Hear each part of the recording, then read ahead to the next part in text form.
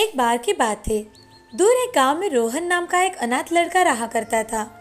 रोहन का कोई घर ना होने के कारण वो दिन भर मजदूरी का काम करता और रात के समय पेड़ के नीचे सो जाता था। उसे देखकर गांव के लोग तरह तरह की बातें करते थे। कुछ लोगों को उसकी दया भी आती थी। पता नहीं इस बेचारे का क्या होगा। बेचारा पढ़ा लिखा भी नहीं है और क्या पता इसकी जिंदगी में कभी शादी होगी भी या नहीं। लोगों के ताने सुन अब रोहन ने ठान लिया था कि वो कुछ न कुछ अच्छा करके सबकी बोलती बंद कर देगा। अब धीरे धीरे उसने अपने पास कुछ पैसे जमा कर लिए और एक छोटा सा घर किराए पर ले लिया। अब रोहन वहाँ समोसे बनाकर ट्रेन के यात्रियों को बेचा करता था। एक दिन वो ट्रेन में समोसे बेच रहा था। समोसे ले लो, समोसे, गर्मा गर्म समोसे। रोहन एक यात्री के पास जाकर, सर समोसे ले लो, गर्मा गर्म है सर। तभी वो यात्री रोहन से, बेटे मेरे पास मेरा सैंडविच है। ऐसा कहकर उस आदमी ने टिफिन में से सैंडविच निकाला। उसे देखकर रोहन ने उस आदमी से पूछा, ये क्या है सर? तभी वो यात्री रोहन से, ये सैंडविच है बेटा, क्या तुम खाना चाहोगे? नहीं नहीं सर, ये आपका है। उस आदमी ने रोहन के हाथ में सैंडविच दिया। रोहन ने संकोच के साथ सैंडविच खाया। सैंडविच बहुत ही टेस्टी था। वो सैंडविच की टेस्ट देखकर रोहन उस आदमी से, सर ये तो बहुत ही स्वादिष्ट है, क्या आप मुझे बता सकते हो ये कैसे बनाते हैं? उस आदमी ने रोहन की रिक्वेस्ट को मानकर उसे 2-3 सैंडविच के प्रकार बताए और उसे कैसे बनाते हैं उसकी सारी जानकारी भी बताई। वो आदमी रोहन को 1 घंटे तक विविध प्रकार के सैंडविच के नाम बताता रहा। रोहन भी बड़ा मन लगाकर उसकी सारी बातें सुन रहा था।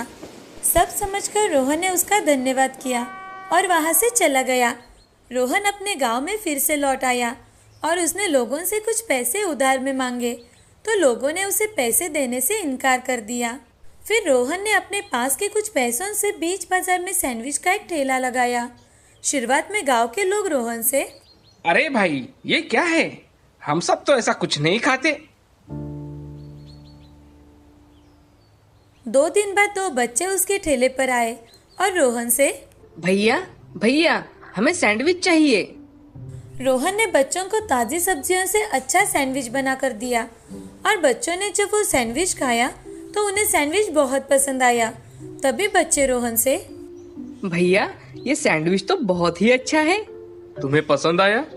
हाँ भैया, हमें सैंडविच बहुत पसंद आया। बच्चों ने घर जाकर अपने माँ पिताजी को बताया। उस दिन से रोहन की दुकान पर सैंडविच खाने के लिए भीड़ जमा होने लगी। अब रोहन ने अलग अलग प्रकार के सैंडविच बनाना शुरू कर दिया और वो सैंडविच भी लोगों को बहुत पसंद आते थे। लोग बड़े चाव से सैंडविच खाया करते थे। जिन औरतों से सुबह टिफिन नहीं बन पाता था, अब वो बच्चों को टिफिन में सैंडविच खरीद कर देने लगी थी। सैंडविच सब्जियों से बने होने के कारण सेहतमंद थे। बच्चों से लेकर बूढ़े लोगों तक रोहन का सैंडविच सबको बहुत पसंद था। कुछ ही दिनों में रोहन की अच्छी कमाई होने लगी।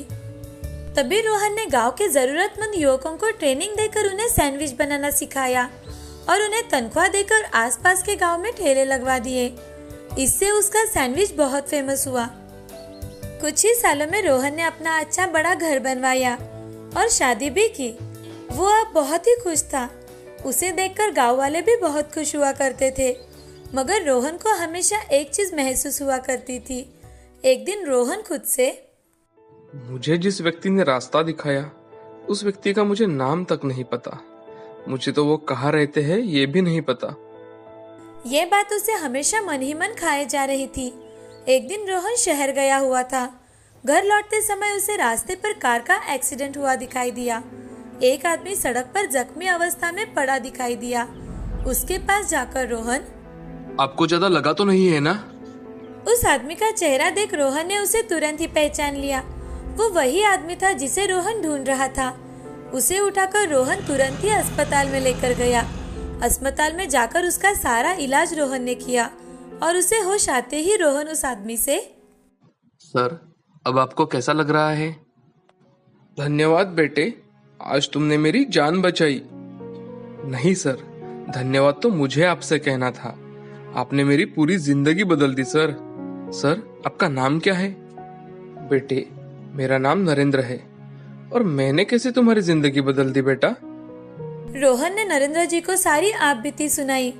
नरेंद्र जी भी रोहन की कामयाबी पर बहुत खुश हुए। रोहन बड़ा खुश था कि उसने नरेंद्र जी की मदद की थी। अब नरेंद्र जी भी कभी कभी अपने पूरे परिवार के साथ रोहन के हाथ का सैंडविच खाने के लिए आ जाया करते थे। रोहन को हमेशा मन में जो कमी लगती थी वो अब पूरी हो गई थी। इस कहानी से हमें ये सीख मिलती है कि सहायता सिर्फ वस्तु या पैसों से ही नहीं होती। अगर अपना ज्ञान बांटकर किसी की सहायता की तो वो भी बड़े काम आ जाती है।